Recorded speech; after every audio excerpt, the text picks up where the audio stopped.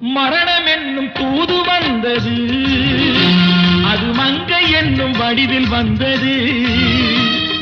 சொர்க்கமாக நான் நினைத்தது இன்று நரகமாக மாறிவிட்டது. யாருக்காக இது, யாருக்காக?